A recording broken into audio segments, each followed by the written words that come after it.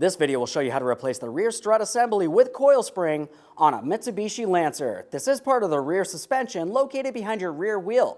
Let's get into it. Okay friend, let's get started on our job. To gain access, we're going to remove the carpet and our insulator from along this area. Typically just go ahead and take hold of those and you can pull them out of place. Now that we have those pulled out of the way, we're heading towards where our rear seat is. Now we can see that we do have one plastic push clip. To dislodge this push clip, carefully start pulling out on the center. That'll unlock it, and then you can remove the outer portion as well. For this, I'm just using an angled pick. It's something that I can make my way into this area with. You can also use a flat blade screwdriver if necessary. There we are. There's our pin. Still in good usable order. Now we should be able to take hold of this, wiggle it around. We're going to pull it out of place. The ABS wheel speed sensor connector is down in this area.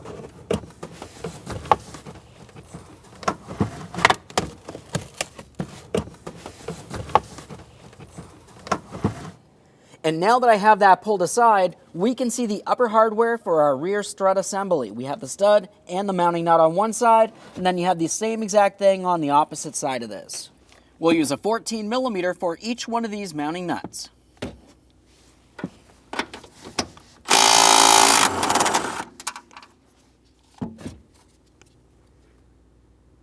Let's move along to our next mounting nut.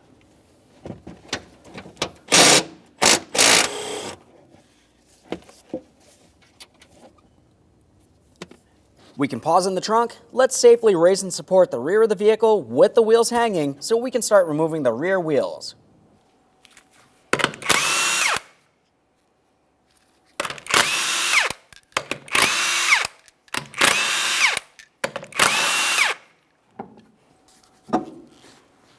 Now that we have the wheel out of there, we have a clear view of our rear strut assembly with coil spring.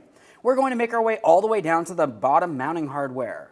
Now down in this area, we're going to be using a 17mm for each piece of hardware. We have a 17mm headed bolt coming through from the front towards the rear. Along the back side, a 17mm nut.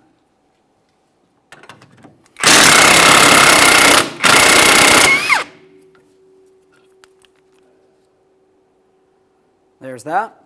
Let's make sure we have some movement from this mounting bolt. We have movement there as well. Now that we have the mounting hardware off of there and we're sure that this has broken free, we're going to leave this in temporarily. We'll make our way to the rear sway bar link next.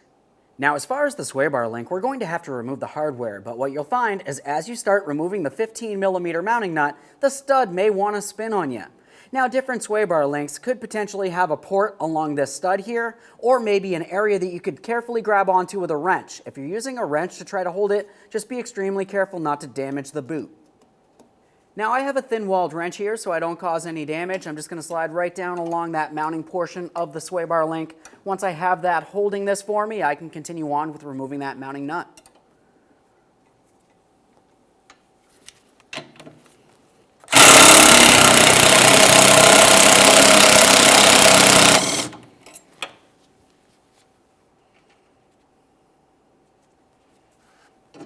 We'll slide the sway bar link out of place. Of course, give it a quick inspection to confirm it's not damaged in any way.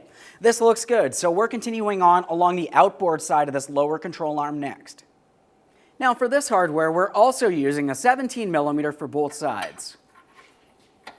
We got our bolt head along the forward side, 17mm on the rearward side.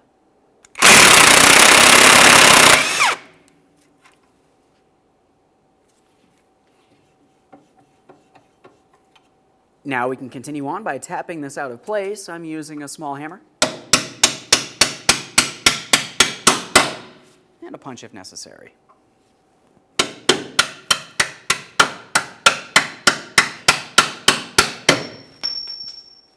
There's that piece of hardware. Now we can continue on to removing this piece of hardware we left in place, holding the lower portion of the strut in place to the lower control arm. Keep in mind this could potentially come down and you don't want to get hurt. We've got our hammer.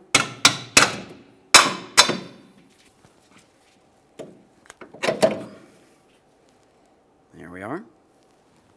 Now we should be able to take hold of that rear strut. We can pull it down, and now we can pull it up and out of place from that control arm as well. At this point, we need to get this over to the spring compressor so we can remove our strut cartridge.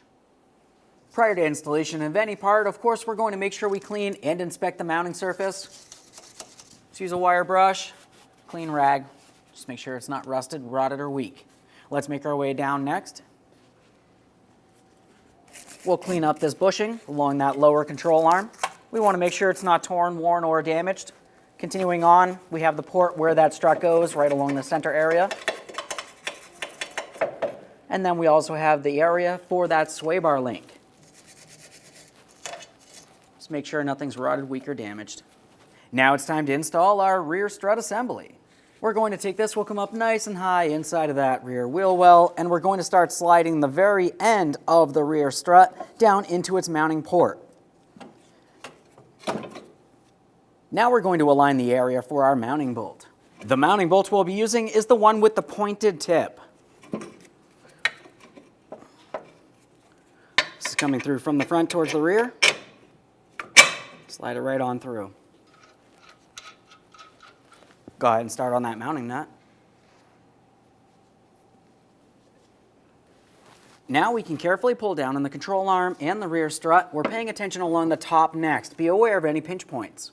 We need to align all three of the ports. We have the mounting studs on this, so we'll just gently start bringing it up. It should slide into the body of the vehicle. Now, of course, there is hardware up there. We're going to get to that once we're done in this area and we've fully reinstalled the wheel.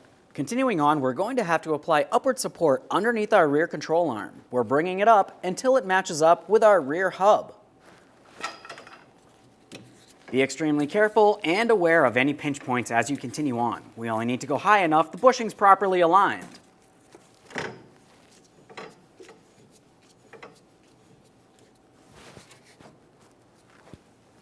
Now we can install the next mounting bolt. This one has the flat tip.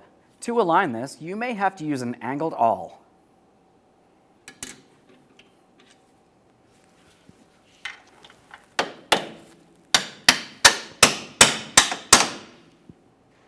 We can start on that mounting nut.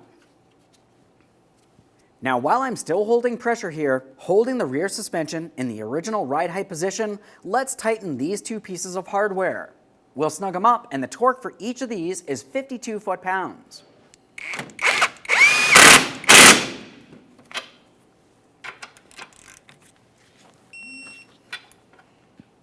Let's make our way to the next mounting bolt down at the bottom of that rear strut assembly.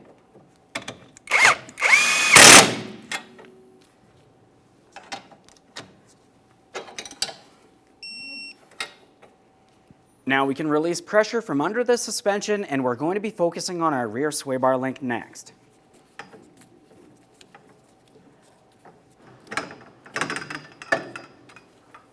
For that sway bar link, we need to align the stud with the control arm, and we'll slide the stud through. We'll start on the mounting nut, snug it up. The torque for this will be 29 foot-pounds.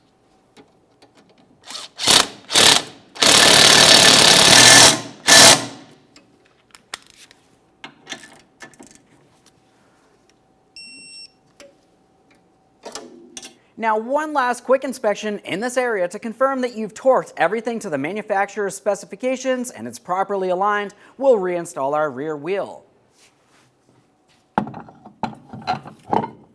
We're going to start on all 5 of our 21mm lug nuts, then we'll bottom them out. We'll get the wheel safely on the ground and then torque each of these to 80 foot-pounds.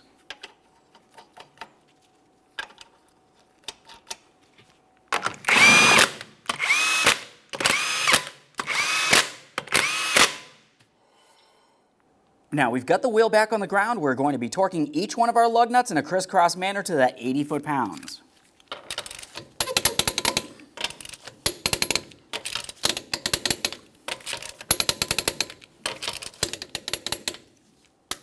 Torqued.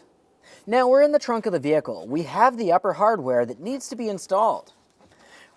We're starting on each one of our 2 mounting nuts here. Once we have them started on, with the weight of the vehicle back on the ground, of course, we're going to torque these to 33 foot-pounds.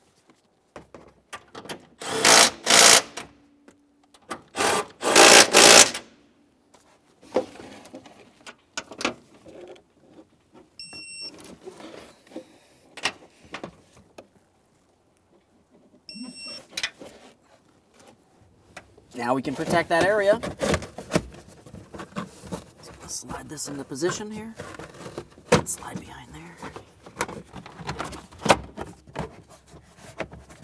Now that I have that in place, let's continue on with that plastic push pin.